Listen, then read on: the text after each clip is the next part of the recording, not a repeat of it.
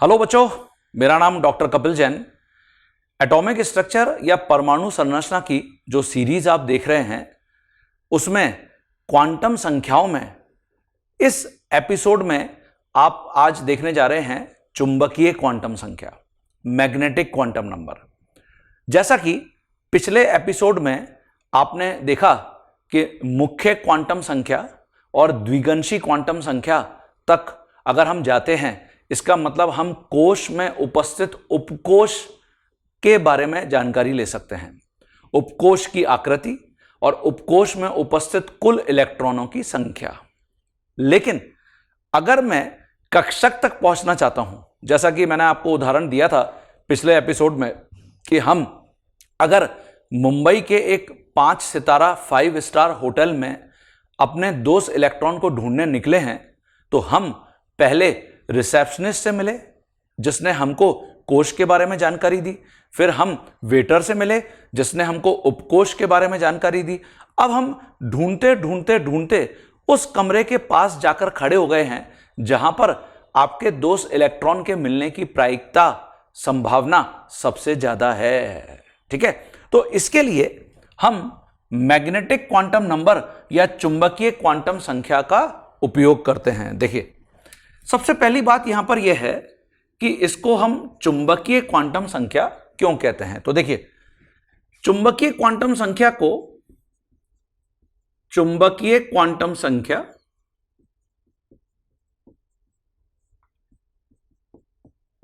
को ये देखिए इस सिंबल से बताते हैं बच्चों, एम अथवा एमएल से भी रिप्रेजेंट करते हैं, ऐसे एमएल द्वारा दर्शाते हैं।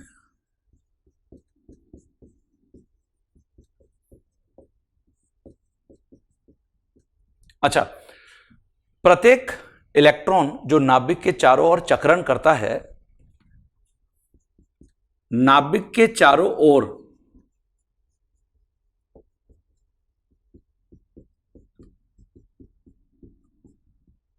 चक्रण करता हुआ इलेक्ट्रॉन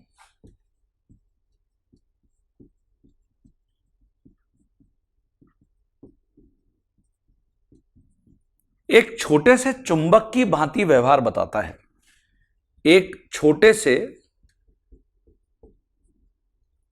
चुंबक की भांति व्यवहार बताता है।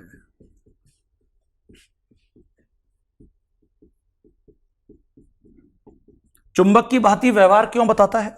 ये देखिए ना, नाभिक जो है इसके चारों तरफ ये जो इलेक्ट्रॉन चक्रण कर रहा है ऐसे, तो ये इतना फास्ट घूमता है कि ऐसा लगता है जैसे करंट, धारा एक लूप में, मतलब जैसे मान लेते हैं कि सर्किट में फ्लो हो रही हो धारा, करंट, और इसी करंट के कारण चुंबकीय नेचर आ जाता है, चुंबकीय प्रवृत्ति आ जाती है। तो ये जो इलेक्ट्रॉन है इसको हम एक छोटे चुंबक की भांति मान सकते हैं। और ये जो छोटा चुंबक है, ऐसे अगर एक परमाणु में बहुत सारे इलेक्ट्रॉन हैं तो हर एक इलेक्ट्रॉन एक चुंबक की भांति व्यवहार बता रहा है। इसका मतलब परमाणु का कुछ परिणामी चुंबकत्व होगा, है ना। अतः परमाणु में उपस्थित सभी इलेक्ट्रॉन के द्वारा उत्पन्न परिणामी चुंबकत्व को मापने के लिए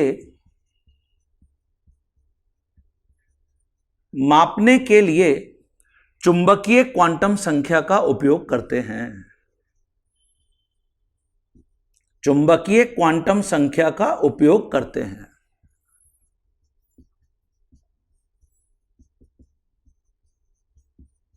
इसलिए इसका नाम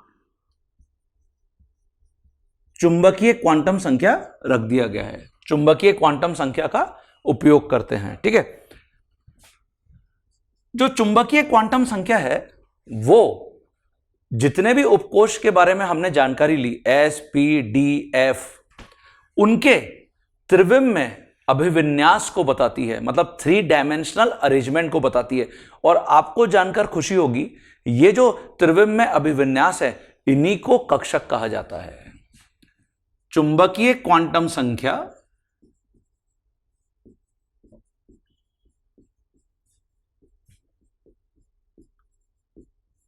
किसी उपकोष, जिसको हमने सबशेल बोला है, के त्रिविम में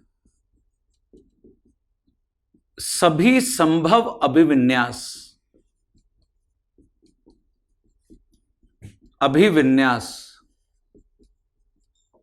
तो अभिविन्यास मतलब 3D अरेंजमेंट,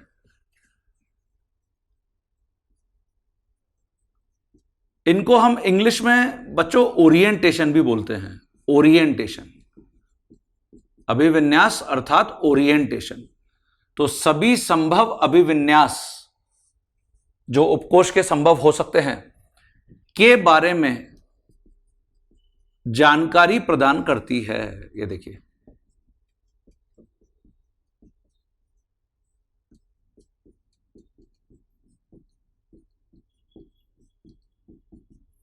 ठीक है। तो क्वेश्चन ये उठता है कि किसी उपकोष के कुल वास्तव में कितने अभिविन्यास होंगे। तो देखिए, किसी उपकोष के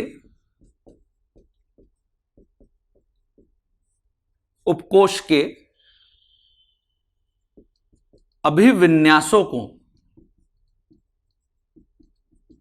को ही कक्षक कहा जाता है, और कक्षक को हम इंग्लिश में बोलते हैं ऑर्बिटल। ये देखिए, तो ये आपको क्लियर होना चाहिए कि जो उपकोष के त्रिविम में अभिविन्यास है, उनको ही हम कक्षक कहते हैं, कहा जाता है। और जो अभिविन्यास हैं, वास्तव में उनकी संख्या कैसे बताई जाती है? किसी उपकोष के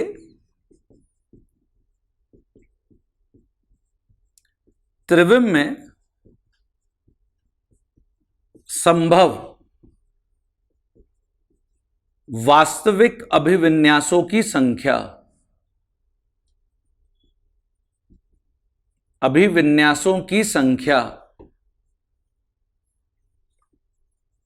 मतलब कक्षकों की संख्या हम इस सूत्र से बताते हैं। देखिए,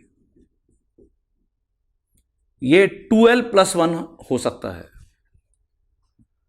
2l+1 फॉर्मूला से बताते हैं। तो इससे हमको यह पता चल जाएगा कि किसी भी उपकोष के वास्तव में कितने त्रिविम अभिविन्यास संभव है, मतलब कक्षकों की संख्या उस उपकोष के लिए कितनी है, तथा उन सभी कक्षकों के लिए जो भी आपने कक्षक बताए, उनको कुछ चुंबकीय क्वांटम संख्या के मान से बताना पड़ेगा ना। जैसे हमने उपकोष की वास्तविक संख्या लिखी और उन उपकोषों के लिए L का संभावित मान लिखा, हमने लिखा था L का संभावित मान 0 से n-1। तो ऐसे ही यहां पर उन सभी कक्षकों के लिए चुंबकीय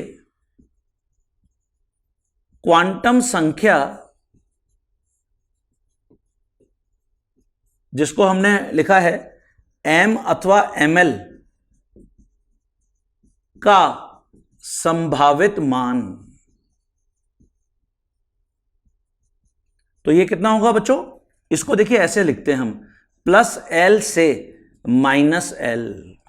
L का मतलब हम पहले ही पढ़ के आ रहे हैं, द्विगंशी क्वांटम संख्या, एजीमुथल क्वांटम नंबर, ठीक है।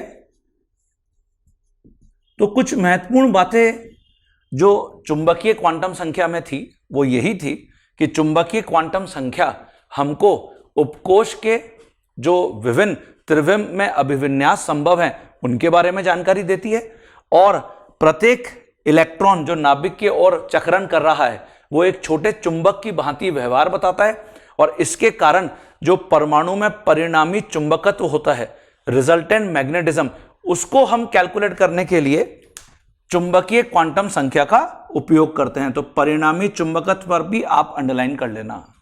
ठीक है बच्चों, तो यहां पे 1 बाय 1 जो विभिन्न उपकोष हम देखकर आए हैं एस, पी, डी, एफ, उनके लिए अब हम यह समझने की कोशिश करते हैं कि कितने कितने कक्षक संभव होंगे।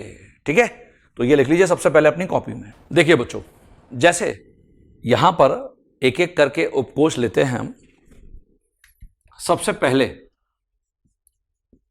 एस उपकोष। जैसा हम पहले पढ़ के आए हैं कि जो एस उपकोष होता है वो गोलाकार और सममित होता है। इसको बिल्कुल ऐसे मान लीजिए जैसे टेनिस की बॉल है।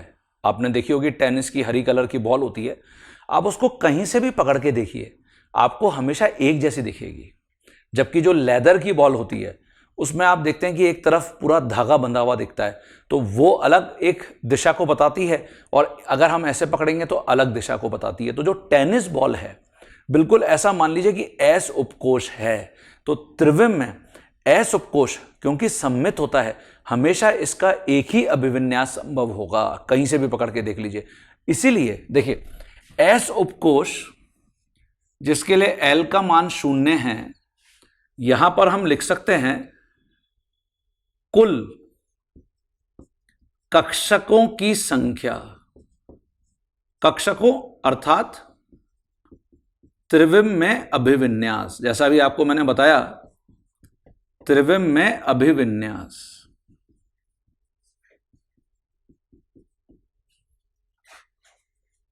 की संख्या। तो यहां पर अगर हम देखेंगे जो हमने अभी सूत्र वहां पे लिखा 2l + 1, तो देखिए 2 × 0 + 1, ये देखिए वैल्यू 1 आ गई। अर्थात जो S है, S उपकोष अथवा S कक्षक एक ही बात है।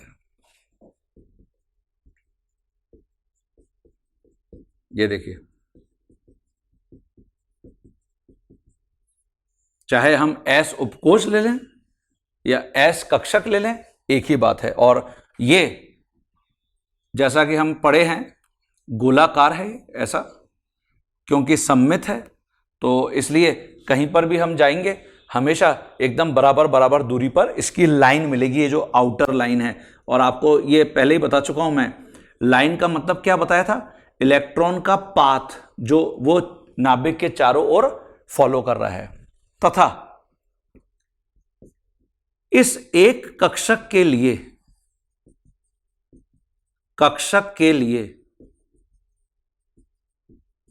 देखिए, ये जो एक कक्षक है इसके लिए जो ml मतलब जो चुंबकीय क्वांटम संख्या है, संभावित मान, चुंबकीय क्वांटम संख्या का संभावित मान,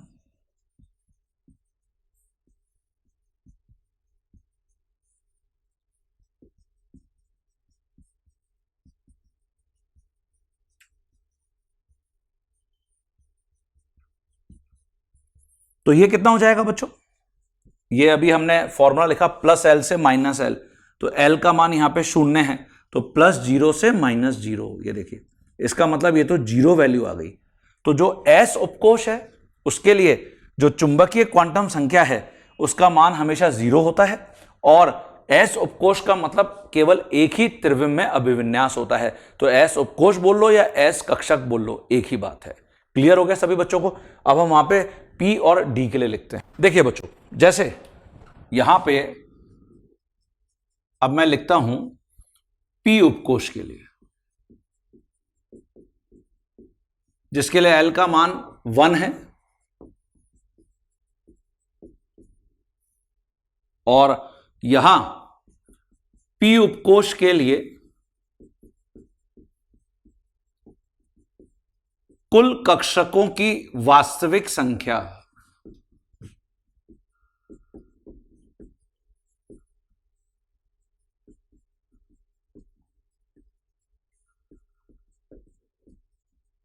तो वास्तविक संख्या कितनी होगी बच्चों, ये हो जाएगा यहां पर 2 × 1 + 1, तो देखिए 3 आंसर आ गया।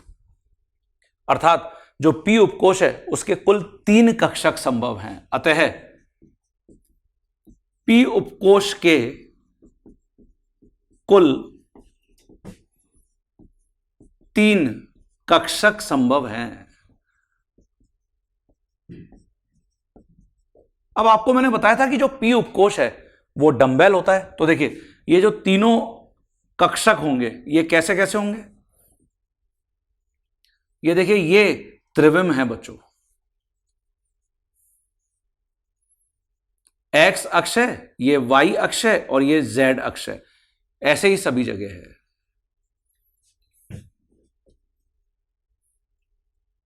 ठीक है बच्चों, अगर ये डंबल एक्स अक्ष पर है, ये देखिए ऐसे, तो हम इसको बोलते हैं पीएक्स कक्षक। ठीक है, ये अगर वाई अक्ष पर है तो पी वाई कक्षक, और अगर जेड अक्ष पर है तो पी जेड कक्षक। ये देखिए, तो अगर हम लिखते हैं कि इलेक्ट्रॉन मिलने की सर्वाधिक संभावना पीएक्स कक्षक में है, तो इसका क्या मतलब है, वो इलेक्ट्रॉन एक्स अक्ष के ऊपर उपस्थित है, एक्स अक्ष के अंदर वहां पर उपस्थित है, नाभिक के चारों ओर एक्स अक्ष में चक्रण कर रहा है। तो पीएस, पीवाई, पीजेड। अच्छा, इनके लिए जो एमएल है, जिसको हमने बोला कि चुंबकीय क्वांटम संख्या का संभावित मान, देखिए चुंबकीय क्वांटम संख्या का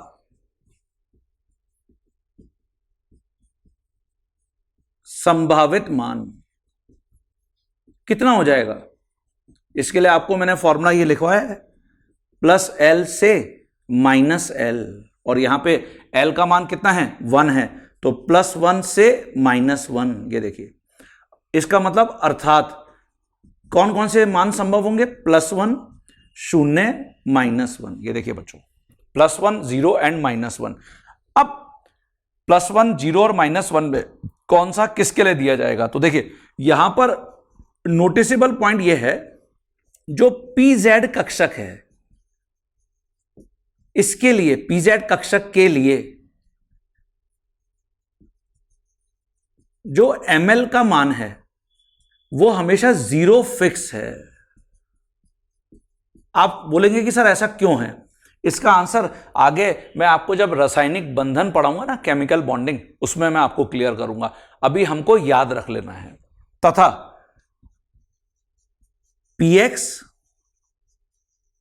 अथवा पीवाई कक्षक के लिए जो एमएल का मान है वो +1 अथवा -1 में से कुछ भी लिया जा सकता है, +1 अथवा -1 में से कुछ भी लिया जा सकता है।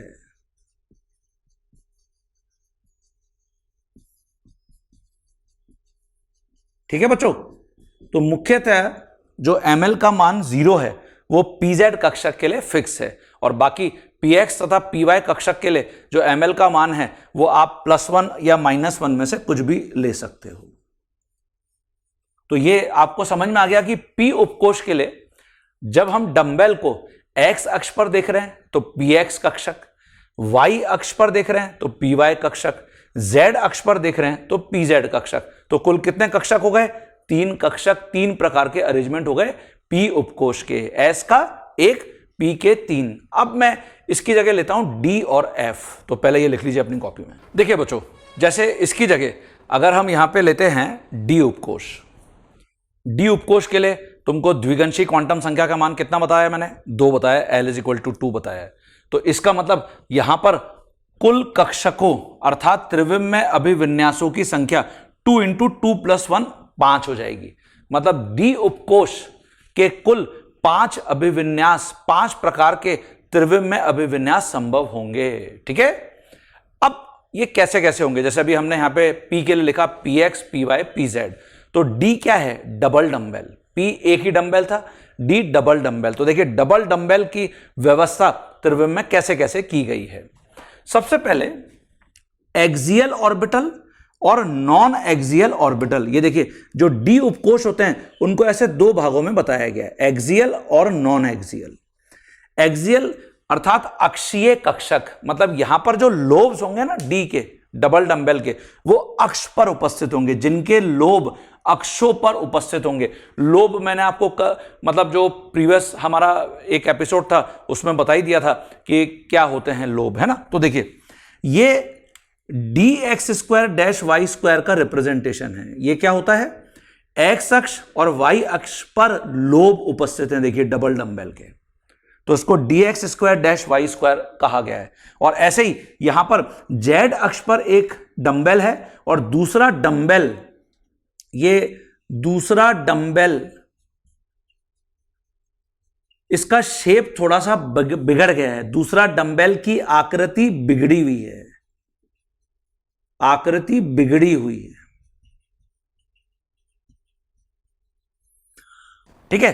तो इसको कहते हैं बच्चों डीजेड स्क्वायर। इसमें एक जो डंबल है वो जेड अक्ष पर है, इसलिए इसका नाम रख दिया गया डीजेड स्क्वायर, डीजेड स्क्वायर, ठीक है। तो ये तो हो गए ऐसे अरेंजमेंट कक्षक डी के लिए जो जहां पर लोब मतलब डंबल अक्षों पर हैं। अब नॉन एक्सियल ऑर्बिटल मतलब वी अक्षीय कक्षक, यहां पर लोब अक्षों के मध्य उपस्थित होंगे। ये देखिए मैंने लिखा है जिनके लोब अक्षों के मध्य उपस्थित होते हैं। तो ये कैसे होते हैं वहां पर लिखते हैं जरा। हाँ बच्चों, तो देखिए जैसे जो नॉन एक्सियल ऑर्बिटल्स हैं अर्थात जिनके लोब, जो डंबल हैं जिनके लोब अक्षों के मध्य उपस्थित हैं, वो ये डी उपकोष के लिए 3 संभव हैं। तो कुल ऐसे 5 हो जाएंगे। देखिए जो एक्सियल ऑर्बिटल अक्षीय कक्षक हैं वो 2 हैं, और ये देखिए जो नॉन एक्सियल ऑर्बिटल हैं डी एक्स वाई, इसका क्या मतलब होगा, एक्स अक्ष और वाई अक्ष के मध्य दोनों dumbbell, d y z y और जेड अक्ष के मध्य दोनों डंबल, और डी एक्स जेड एक्स और जेड अक्ष के मध्य दोनों डंबल। ये देखिए बच्चों, क्लियर है क्या। तो इस प्रकार से कुल 5 यहां पर डी उपकोष के कक्षक संभव हैं। तो देखिए उपरोक्त सभी डी कक्षकों के लिए जो चुंबकीय क्वांटम संख्या है ml, उसका संभावित मान क्या होगा, वो होगा +2 से -2, प्लस एल से माइनस एल, तो +2 +1 0 -1 -2, ये सारे ml के मान संभव हैं जिनसे हम इन डी उपकोषों को बता सकते हैं। जिसमें dz स्क्वायर जो है, जो अभी हमने एक्सियल ऑर्बिटल लिखा, एक्सियल कक्षक अक्षीय कक्षक, उसके लिए ml का मान फिक्स है। जैसे आपको भी मैंने p के लिए बताया था pz, वैसे यहां पे dz स्क्वायर, इसके लिए ml का मान फिक्स है 0। बाकी किसी भी डी कक्षक के लिए ml का कोई भी मान लिया जा सकता है, ठीक है बच्चों। तो डी में कुल 5 कक्षक, एक्सियल और नॉन एक्सियल, ये आपको क्लियर होने चाहिए। ये भी आपको कॉम्पिटिटिव एग्जाम में डायरेक्ट देखने को मिल सकते हैं कि इनमें से कौन सा अक्षीय कक्षक है, इनमें से कौन सा वी अक्षीय कक्षक है। अब मैं एफ उपकोष पर आ जाता हूं। इसके लिए एल का मान क्या है 3।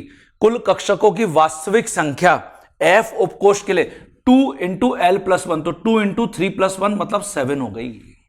मतलब जो एफ उपकोष है उसके लिए 7 कक्षक संभव हैं। और ये मैंने आपको पहले भी बताया था, एफ उपकोष ट्रिपल डंबल होता है, 3 डंबल, हाईली कॉम्प्लेक्स मतलब संकुल टाइप का इसकी आकृति है। तो इसको बोर्ड पे ड्रॉ करना सातों के सातों कक्षक को असंभव काम है। तो इसीलिए मैं आपको एक पिक्चर दिखा देता हूं। ये देखिए, ये पिक्चर आपको दिख रही है बच्चों सभी को। इस पिक्चर में जो आपके पी, एस, डी और एफ कक्षक हैं उनकी मैंने आकृति को बता रखा है, उनके त्रिविम में अभिविन्यास को बता रखा है। क्या ये ड्रॉ करने की जरूरत है? नहीं, ये सिर्फ आपकी जानकारी बढ़ाने के लिए मैंने आपको बता दिया है बच्चों। समझ गए सभी बच्चे? क्लियर है सभी बच्चों को? ठीक है, चलिए। तो यहां पर जब मैं इन सभी 7 कक्षकों के लिए ml का मान लिखूंगा तो ये हो जाएगा +3 से -3, क्योंकि +l से -l, तो +3 से -3 अर्थात +3 +2 +1 0 -1 -2 -3। ये देखो बच्चों, तो ये चुंबकीय क्वांटम संख्या का कॉन्सेप्ट था। हमने इससे सीखा कि हम अगर किसी उपकोष के कक्षकों के बारे में जानना चाहते हैं तो हम चुंबकीय क्वांटम संख्या का उपयोग कर सकते हैं। तो अब जो आप हैं, इलेक्ट्रॉन जिस कमरे में ठहरा हुआ था उसके बाहर आके खड़े हो गए हैं, सिर्फ दरवाजा खटखटाना बाकी है।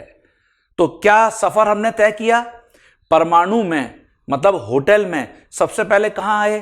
कोश में, शेल जिसको हमने बोला। कोश से कहां आए? उपकोश में, जिसको सबशेल हमने बोला। और सबशेल से कहां आए? कक्षक में। तो जो हाइजेनबर्ग का कॉन्सेप्ट था कि इलेक्ट्रॉन के मिलने की सबसे ज्यादा संभावना, प्रायिकता कहां पर है?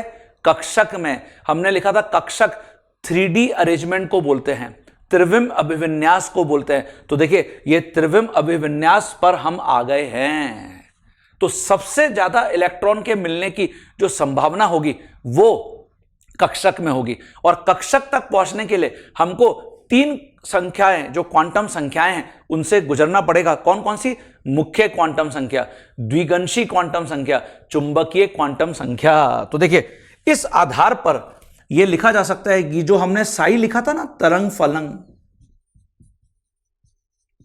जिसको हमने क्या लिखा था? ये हमने साई को लिखा था कि ये कक्षक है। ये देखिए, तो साई को हम आज के बाद ऐसे लिखा करेंगे, NLM। ये देखिए बच्चों, इसका क्या मतलब हुआ कि अगर मुझे कक्षक तक जाना है तो मुझे मुख्यतः इन 3 क्वांटम संख्याओं का उपयोग करना पड़ता है। मुख्य क्वांटम संख्या, द्विगंशी क्वांटम संख्या और चुंबकीय क्वांटम संख्या। तो with the help of in 3 quantum संख्याओं की सहायता से हम कक्षक तक पहुंच जाएंगे। तो जर्नी कैसी लगी? अब देखते हैं दरवाजा खटखटाने में क्या होगा। तो जो लास्ट क्वांटम संख्या है, चक्रण क्वांटम संख्या, वो हमको कक्षक तक नहीं पहुंचाएगी, वो तो पहुंच गए हम। हमको वो क्या बताएगी? वो बताएगी कि इलेक्ट्रॉन का चक्रण क्या है, संभावित चक्रण, मतलब स्पिन कैसा है। इसलिए हम स्पिन क्वांटम संख्या, स्पिन क्वांटम नंबर या चक्रण क्वांटम संख्या बोलते हैं। तो जो अगले सीरीज के इस में एपिसोड आप देखोगे उसमें चक्रण क्वांटम संख्या पे मैं आपको बताता हुआ दिखूंगा। ठीक है बच्चों, तो इसको लिख लीजिए सभी स्टूडेंट्स।